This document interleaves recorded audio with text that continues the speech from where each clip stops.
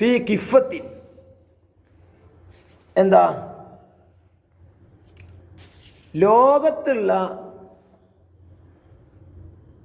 മൂസാ നബിയെ 7 ആകാശങ്ങളും 7 ആകാശങ്ങളെ നിയന്ത്രിക്കുന്ന ഞാനല്ല യഥാർത്ഥം, പിന്നെ കുറെ മാധ്യമങ്ങളുണ്ടല്ലോ, ഞാനല്ലാത്ത അതിനെ പരിപാലിക്കുന്നവരും, വൽ അറളീന സബ്അ, എന്താ 7 ഭൂമിയും അതിലുള്ള ആളുകളും എല്ലാം കൂടി വുളീന അവകളെല്ലാം വെക്കപ്പെട്ടു ഫീ കിഫത്തിൻ ബികസ്രിൽ കാഫി വ തശ്ദീദിൽ ഫായി, തുലാസിൻ്റെ ഒരു തട്ടിൽ വെച്ചു.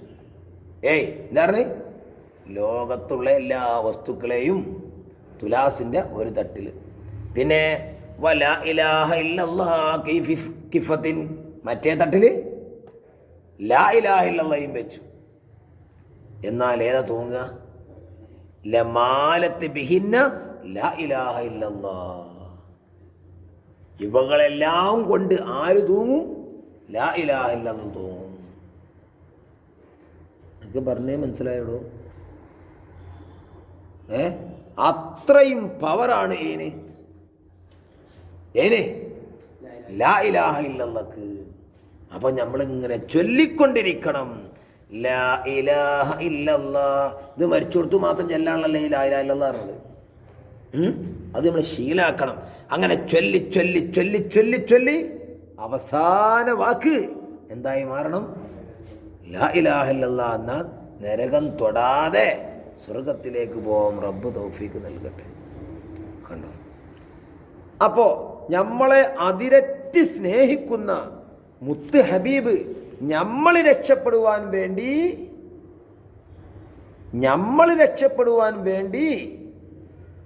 നമുക്ക് പറഞ്ഞു തന്ന മൂസാ നബിൻ്റെ കഥയിലൂടെ എന്ത് ചെയ്യില്ല? ലാ ഇലാഹ ഇല്ലല്ലാഹ് വർദ്ധിപ്പിക്കുക. വർദ്ധിപ്പിക്കലുണ്ടോ?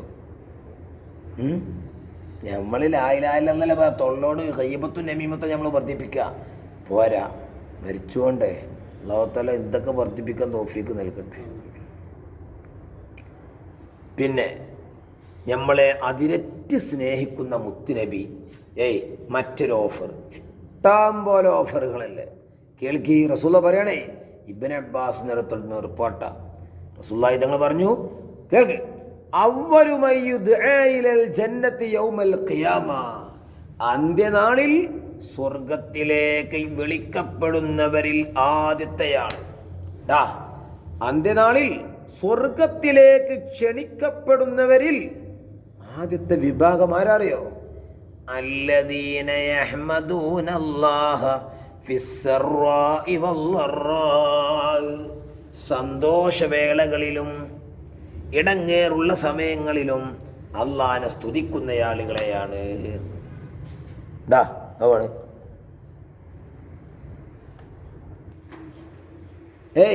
സന്തോഷം ഉണ്ടാവും മാത്രം അൽഹംദുലില്ലാ പറഞ്ഞാൽ പോരാ, പിന്നെ ഇടങ്ങേറുണ്ടാവുമ്പോഴും. ഇപ്പം വാച്ച് പൊട്ടി, എൻ്റെ വാച്ച് പൊട്ടി കൂട്ടിക്ക അപ്പോഴും പറയണം അൽഹംദുലില്ലാ. എന്താ അവിടെ അൽഹംദുലില്ലാ പറയണം? പൊട്ടിയിട്ടുള്ളല്ലോ, പോയിട്ടില്ലല്ലോ.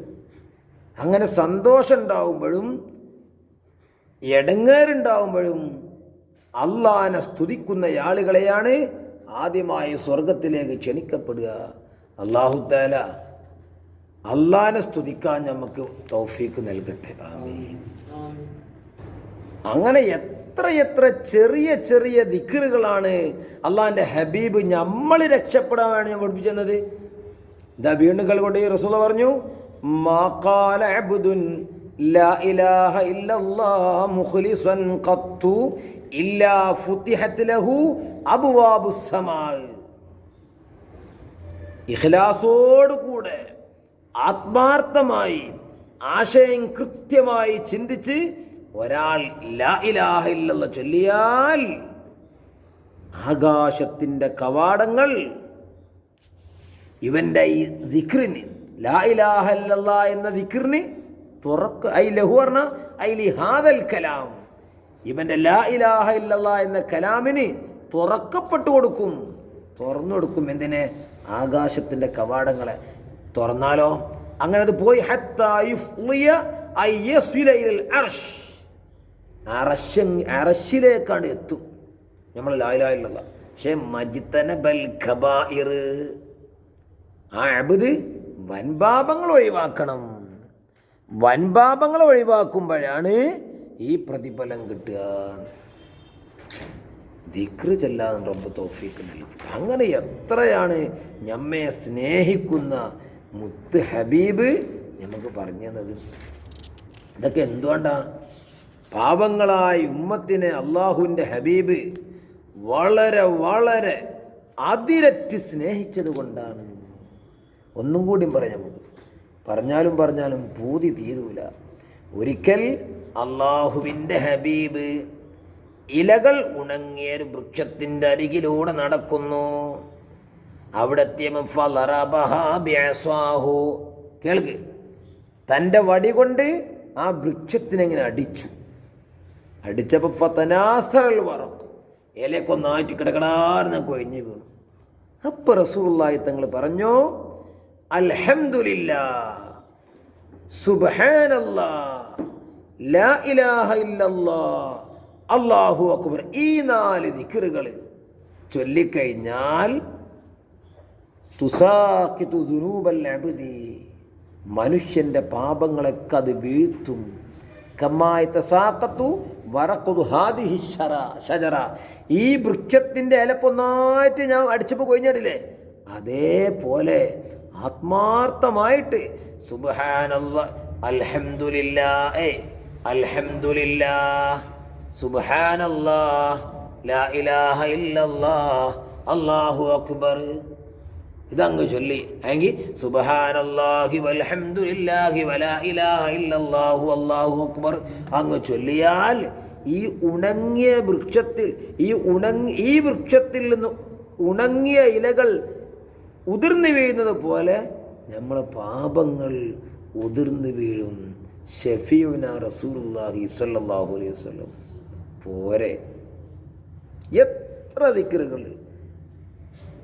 ഹബീബായ മുത്തിനെ വിളിച്ചത്. ഒന്ന് കേൾക്കി, ബഹുമാനപ്പെട്ട അബൂ ഹുറൈറ തങ്ങൾ പറയാ, ഖാലലി റസൂലുള്ളാഹ്, എന്നോട് റസൂലുള്ളാഹി തങ്ങൾ പറഞ്ഞു, അക്സിർ, വർദ്ധിപ്പിച്ചോ അബൂ ഹുറൈറ, മിൻ ഖൗലി ലാ ഹൗല വലാ ഖുവത ഇല്ലാ ബില്ലാഹ്, ലാ ഹൗല വലാ ഖുവത ഇല്ലാ ബില്ലാഹ് നല്ലോ വർദ്ധിപ്പിച്ചോ, മടിക്കണ്ട, ഇഷ്ടം പോലെ ചൊല്ലിക്കോ. കാരണം ഫഇന്നഹാ മിൻ കൻസിൽ ജന്ന, സ്വർഗനിധികളിൽ പെട്ടതാണ്, സ്വർഗനിധികളിൽ പെട്ടതാണത്. അല്ലാഹു തആല ഹബീബായ മുത്തുനബി നമ്മെ സ്നേഹിച്ചുകൊണ്ട് നമ്മൾ രക്ഷപ്പെടുവാനും വേണ്ടി, നമ്മൾ സ്വർഗം പുൽകുവാനും വേണ്ടി നമുക്ക് പഠിപ്പിച്ചു എന്ന ഈ ദിക്റുകളൊക്കെ ചൊല്ലുവാൻ, വർദ്ധിപ്പിച്ചു ചൊല്ലുവാൻ നമുക്ക് തൗഫീഖ് നൽകി അനുഗ്രഹിക്കട്ടെ. വൽഹംദുലില്ലാഹി റബ്ബിൽ ആലമീൻ.